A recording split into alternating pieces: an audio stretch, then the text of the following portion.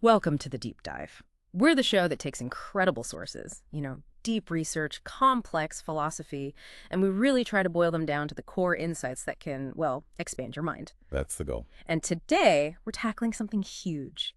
A dilemma, really, that's been hanging around in Western thought for centuries. It's this tension, this feeling a lot of us have, even if we don't quite name it. Yeah, it's this feeling of being caught, right? Between two really powerful but seemingly opposite ways of looking at everything. Exactly. On one hand, you've got science, materialism, the universe's physical stuff, matter, energy. It's vast, maybe impersonal, follows these cold, hard laws. And consciousness.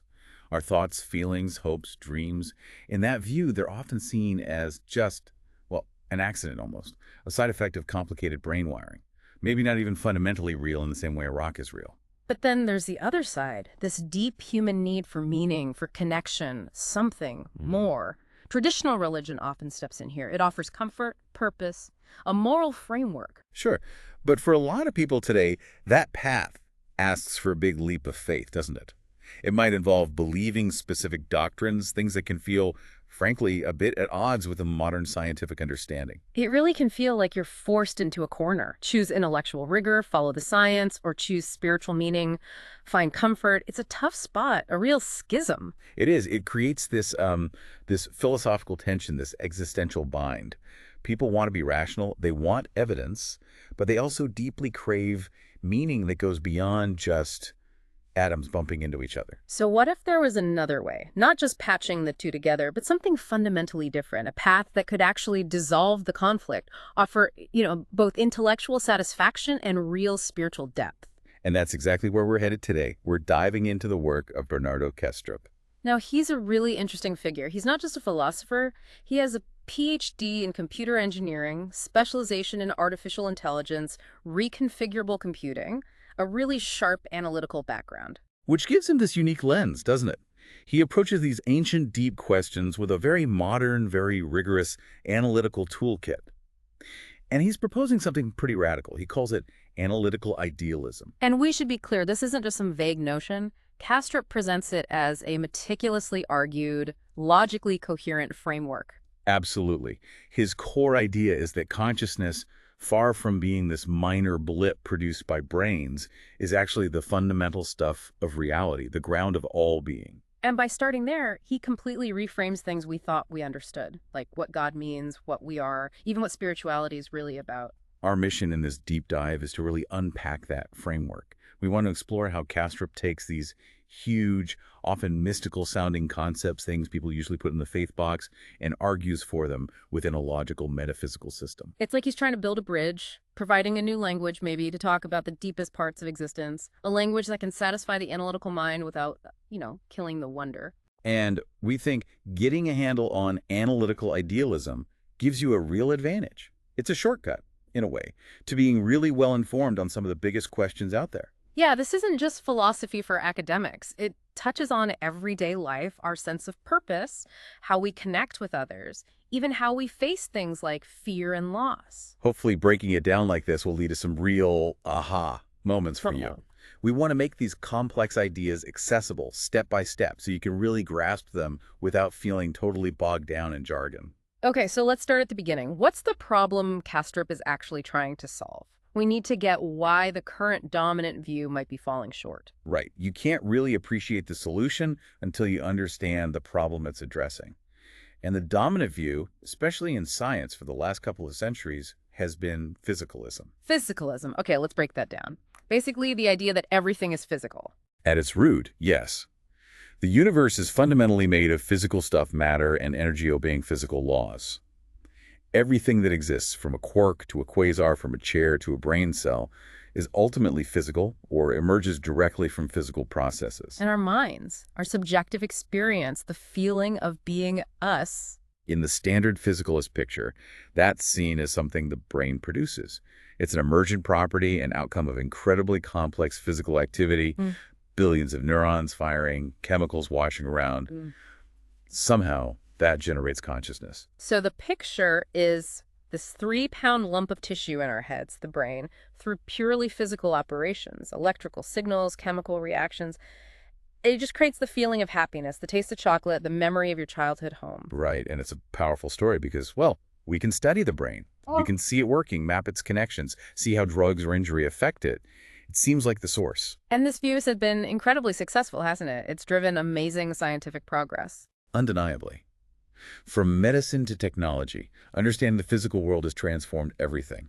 But Kastrup argues that when it comes to explaining consciousness itself, physicalism runs into a massive, maybe even fatal problem. An insurmountable obstacle, he calls it. Exactly.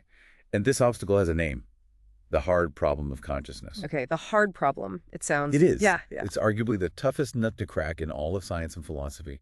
It boils down to this: how can purely objective, quantitative, physical processes like neurons firing, which we can measure and describe mathematically, possibly give rise to subjective qualitative experience, the feeling of things? Like, how does a pattern of electrical activity in my brain become the actual experience of seeing the color red?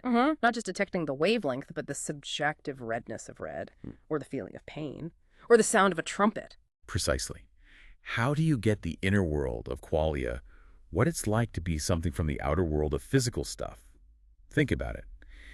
You could know everything about the physical state of someone's brain when they're feeling sad. Every neuron's firing rate, every neurotransmitter level. Yeah, you could have a perfect map of the physical activity. But would that map tell you what sadness feels like from the inside? It seems like there's a fundamental gap there. Physicalism can describe the physical correlates of experience, the brain states associated with feeling sad, but it struggles profoundly to explain how those physical states become the feeling itself. It just doesn't seem to cross that bridge from objective description to subjective reality. And Kastrup really hammers this point home. He argues that physicalism, to bridge this gap, essentially has to invoke something like a miracle. It has to assume that once physical complexity reaches a certain point, enough neurons connected in the right way, subjectivity just pops into existence spontaneously. With no clear mechanism for how that happens. Right. It's like saying if you arrange enough non-conscious pebbles in a sufficiently complex pattern, they'll suddenly start having feelings or opinions. It's an explanatory chasm. There's no logical continuity. It's a bit ironic, isn't it? A worldview that prides itself on avoiding leaps of faith seems to require one right at the heart of explaining our own existence. Kastrup would say absolutely. It's a hidden assumption, a belief that inert matter can somehow magically generate subjective experience. And that's the opening for his alternative: idealism. Okay, so idealism flips the script completely. Instead of trying to get consciousness out of matter, It starts with consciousness. Kastrup proposes what he calls a more parsimonious ontology. Now, ontology is just a fancy word for a theory about what fundamentally exists was real. And parsimonious means simpler, more economical, more elegant. so it's simpler to say reality is fundamentally mental, consciousness is primary. He argues yes, because it completely avoids the hard problem. If reality is already fundamentally conscious or mental, you don't have the impossible task of explaining how non-conscious stuff becomes conscious. You start with what we know most directly: our own consciousness. Everything else needs explaining in terms of that. Wow, okay, that's a huge shift. If consciousness isn't made by the brain, if it's the fundamental reality, Right. then what is it? And what does that imply about, well, everything? The universe, our bodies. Exactly. That's the next big step. If consciousness is primary, how do we understand the world we see around us? This takes us right into the core mechanics of analytical idealism. Right, so let's get into the weeds here. If reality is fundamentally mental, what does that actually mean for the universe we experience? The stars, the planets, this table, my body. Okay, so the core idea in analytical idealism is that all these things we perceive as separate physical objects aren't fundamentally physical in the way materialism assumes.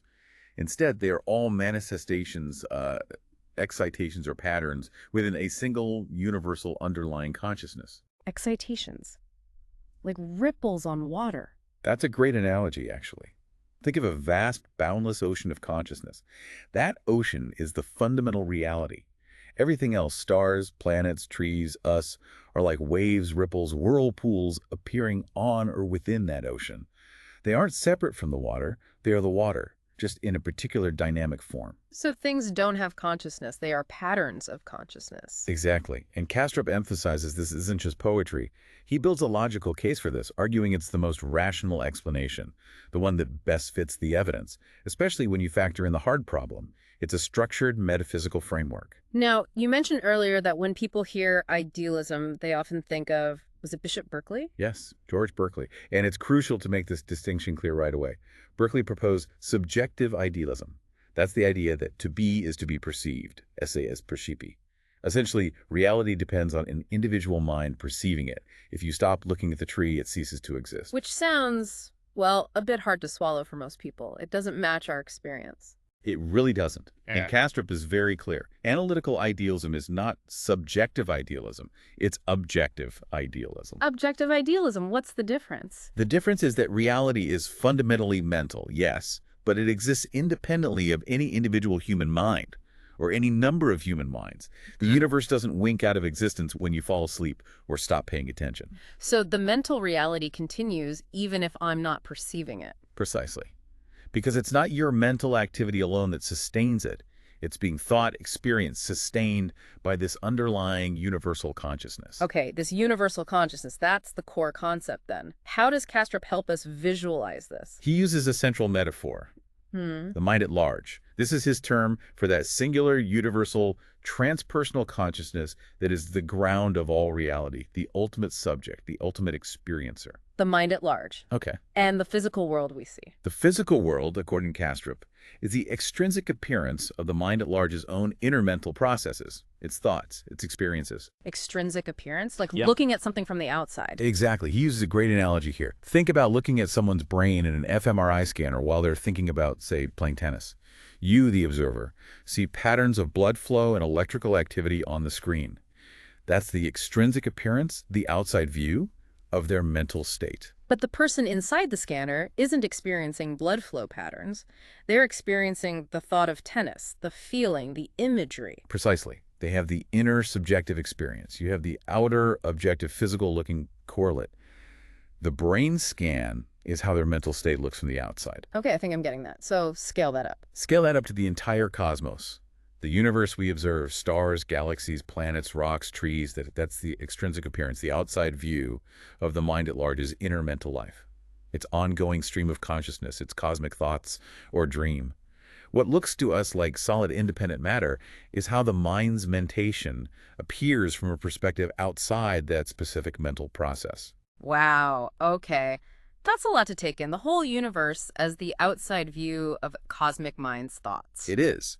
But it elegantly solves the issue of where the physical world comes from if consciousness is primary. The physical isn't a separate substance, it's just how mental processes look when viewed extrinsically. All right.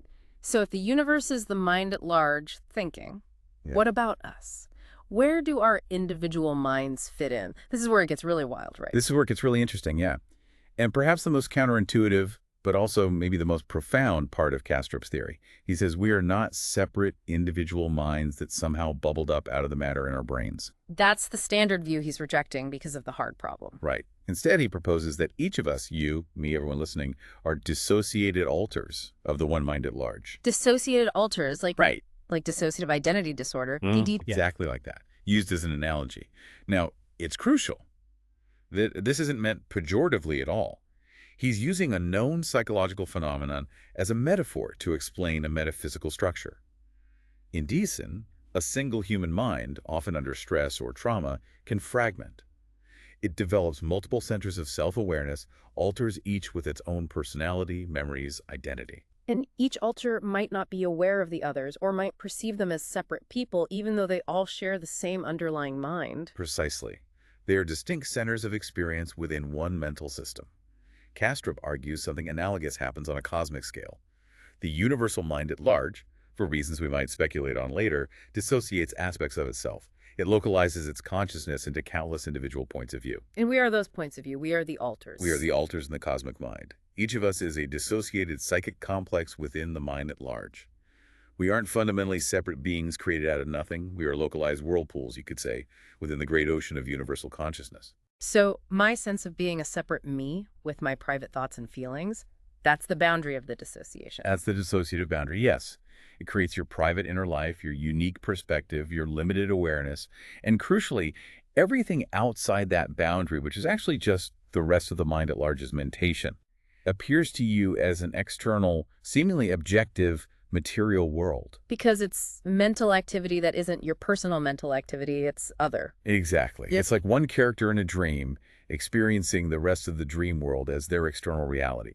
It's all mind stuff, but only a small part feels like self. This is, wow. It explains how we can feel so individual, so private in our heads, yet still exist in a shared reality. It does it brilliantly, doesn't it? Oh, It yeah. accounts for both subjective individuality and objective shared reality within a purely mental framework. Hmm. We each have our unique inner world because we're distinct alters, but we share a common external world because that world is the rest of the mind at large's mentation, which is common to all of us, viewed extrinsically. It's the same dream we're all alters within. So my unique perspective, my feelings, my thoughts, they aren't just isolated little sparks. They're part of this vast universal consciousness experiencing itself through my specific viewpoint. That's the profound implication. Your individual experience is a way the universe itself gains a localized perspective. It's not separate from reality. It's a feature of reality's own self-perception. Okay, this shift from seeing ourselves as products of matter to seeing ourselves as alters of a universal mind. This must completely change how we think about traditional religious concepts, like God. Oh, absolutely. It revolutionizes them. It's not just a minor adjustment. It's a fundamental reimagining of the divine. So the God of analytical idealism, it's not the God most people in the West grew up hearing about. The personal being, creator, judge. No, definitely not. There's no separate supreme being existing outside of creation, looking down upon it, designing it with some specific plan, or intervening with miracles that break the natural laws. That whole picture of a transcendent interventionist deity just doesn't compute in this framework. So if God isn't that, what is God in analytical idealism? God is the mind at large, synonymous with it. It's not an entity within reality or apart from reality. It is the fundamental reality itself, the one universal consciousness. The ground of being, not a being apart from the ground. Exactly. That's the key distinction. This God is immanent, inherent within everything, the very fabric of existence, not transcendent, meaning existing beyond or outside the cosmos. It's not the architect of the universe. It's the consciousness that is the universe, experiencing itself. So the universe isn't God's creation in the traditional sense, like a potter making a pot. No. It's more like God's ongoing mentation. Its dream, its stream of thought, its unfolding experience, every star burning, every galaxy spinning, every thought you have, every feeling. It's all part of the inner life of this one universal object. Okay. And if God is the mind at large, and we are alters of that mind, what does that mean for us, our purpose, our relationship to this God? Well, first, it means we aren't these inherently sinful or flawed creatures needing salvation from an external judge. We're not separate entities being tested or evaluated. We're part of the process itself. We are the process itself from localized viewpoints. We are the means by which the universal consciousness gets to experience reality from countless finite perspectives. We are its eyes, its ears, its hearts, spread throughout its own being. So our experiences, the good, the bad, the ugly, they aren't punishments or rewards. No, they are, as Kastrup puts it, the rich, variegated textures of the cosmic mind's own inner life. The mind at large, through us, experiences joy, sorrow, love, fear, insight, confusion. It's all part of its incredibly vast and complex self-exploration. Our lives contribute directly to the richness of that cosmic experience. This also seems to tackle that huge theological problem, the problem of evil. If God is good and all-powerful, why suffering? It dissolves that problem, really. In this framework, suffering isn't a punishment or a flaw in creation that a good God inexplicably allows. It's an inherent, though tragic, aspect of the universe's, the mind's process of self-discovery and becoming. Like the mind is experiencing the full spectrum, including painful parts. Exactly. For the mind at large to experience everything, it must encompass the totality, which includes pain, loss, and suffering, alongside joy, beauty, and love. It's not imposed from outside. It's part of the internal dynamic of the universal consciousness itself. It doesn't make suffering less real or painful for us, the alter's experiencing it, but it reframes its cosmic significance. So if God is the mind at large and we're alters, what does spirituality look like in this picture? It can't be about worshiping an external being. Right. The focus shifts entirely inward, or perhaps toward recognizing the lack of a fundamental inward versus outward. Spirituality becomes the process of healing that cosmic dissociation. It's about recognizing our true nature as expressions of the one mind. A process of reintegration, you called it. Yes, The spiritual path is a journey of realizing that the sense of being a separate, isolated self is, in a way, an illusion created by the dissociative boundary. It's about softening that boundary, remembering or recognizing our connection to the whole, to the mind at large. How might someone do that? Well, traditionally, practices like deep meditation, contemplation, certain forms of prayer, or even experiences in nature or through art can facilitate this. It's about quieting the egoic chatter that reinforces separateness and opening up to a sense of unity or interconnectedness.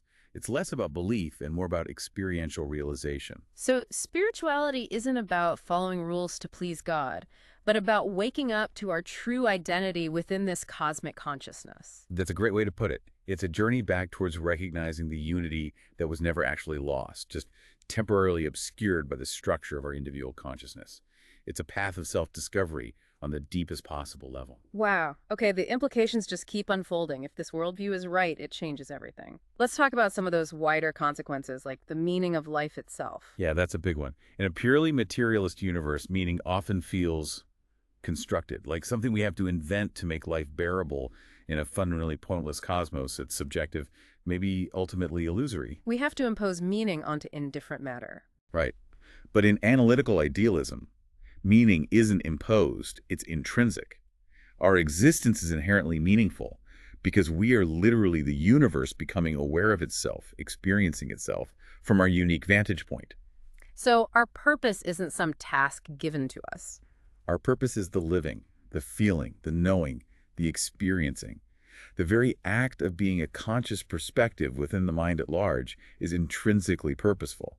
We are, as Kastrup sometimes suggests, the sense organs of the cosmos. The universe experiences color through our eyes, music through our ears, love through our hearts. Exactly. Our individual stories, with all their ups and downs, contribute directly to the grand narrative of cosmic self-awareness. Every life adds a unique thread to that immense tapestry. Your personal journey matters because it's part of how reality itself unfolds and knows itself. That's a radically different and frankly much more inspiring view of meaning than accidental byproduct of chemistry. It certainly is. Now think about how this reframes death. Okay, the big one. The ultimate fear for many, annihilation. For the ego, for the sense of being this particular person with these memories and this personality, death does look like an end. But in analytical idealism, while the alter dissolves, the underlying consciousness doesn't. Death is seen less as annihilation and more as liberation. Liberation? How so? The death of the physical body corresponds to the dissolution of the dissociative boundary that defined the individual alter that kept your consciousness localized and seemingly separate.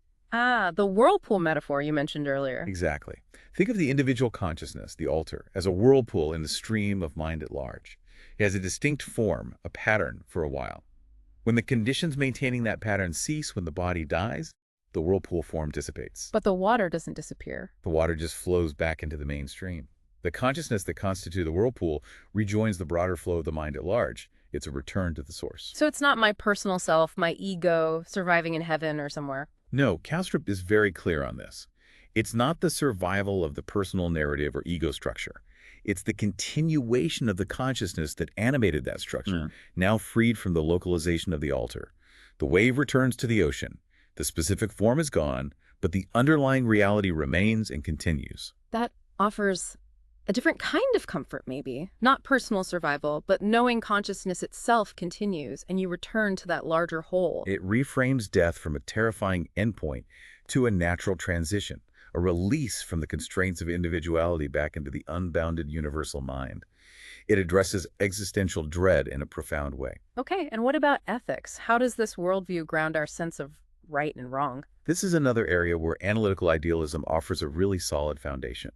In materialism, ethics can seem like social contracts, evolutionary strategies, or just subjective preferences. Why should I care about others? Because society tells me to. Because it benefits me in the long run. Maybe. But if we are all dissociated alters of the same universal mind, then the sharp distinction between self and other is fundamentally mistaken. It's a consequence of the dissociative boundary, not a reflection of ultimate reality. Like my left hand and right hand thinking they're totally separate. Exactly. They're different. They have different functions, but they are undeniably parts of one system, one body. Harming one inherently affects the whole. So harming another person. Is, in a very real metaphysical sense, harming yourself. Oh. Or rather, it's one part of the universal mind inflicting suffering on another part of itself. It's like an internal contradiction, a self-inflicted wound within the mind at large. Wow. So compassion, empathy, the golden rule, they aren't just nice ideas. They become logical consequences of the nature of reality itself. Treating others with kindness and respect is acting in alignment with the fundamental unity of consciousness. It's not just socially useful. It's metaphysically coherent. It puts ethics on a much firmer footing than mere convention or self-interest. That's powerful. It makes intuitive sense, that feeling we sometimes get that we are all connected. It provides a rational basis for that intuition. Finally, consider mystical experiences. Right. Things like deep meditation, peak experiences, maybe psychedelic insights. Materialism often dismisses these, right? Brain glitches, hallucinations. Often, yes. They're seen as breakdowns in normal brain function, interesting perhaps, but not revealing anything true about reality. Maybe even pathological. But in analytical idealism, They are recontextualized completely. They become potentially epistemologically significant events, meaning they can be genuine sources of knowledge about the nature of reality. The idea is that in these states, the dissociative boundary of the ego, the thing that makes you feel like a separate self, temporarily thins or partially dissolves. the whirlpool loses some of its definition. Exactly. And in that thinning, the altar gets a direct, albeit perhaps fleeting and partial, glimpse of the underlying unity. An experience of the mind at large itself, the interconnectedness of all things, the ocean beneath the waves. So feelings of cosmic unity, timelessness, profound interconnectedness, they aren't just brain noise. Kastrup argues they are not hallucinations, but glimpses of a deeper truth. They are moments where the veil of ordinary perception lifts, revealing, however briefly, the fundamental reality of unified consciousness that underlies everything. He gives a rational framework for understanding experiences that countless people across history have reported as deeply meaningful and transformative. What an incredible framework. We've covered so much ground. It really feels like Bernardo Kastrup's analytical idealism throws down a serious gauntlet, doesn't it, to both standard materialism and traditional religion. It really does. Yeah. He's not just critiquing, he's offering a positive, constructive alternative. A worldview built, he argues, on logical rigor, parsimony, and a greater power to explain the totality of evidence, including subjective experience. It provides this fresh, sophisticated way to talk about things like God and spirituality, stripping away baggage but retaining depth.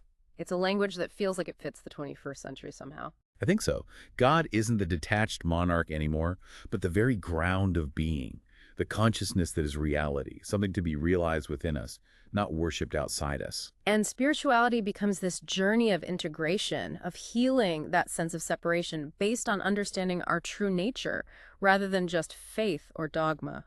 It's an experiential path, grounded in irrational metaphysics.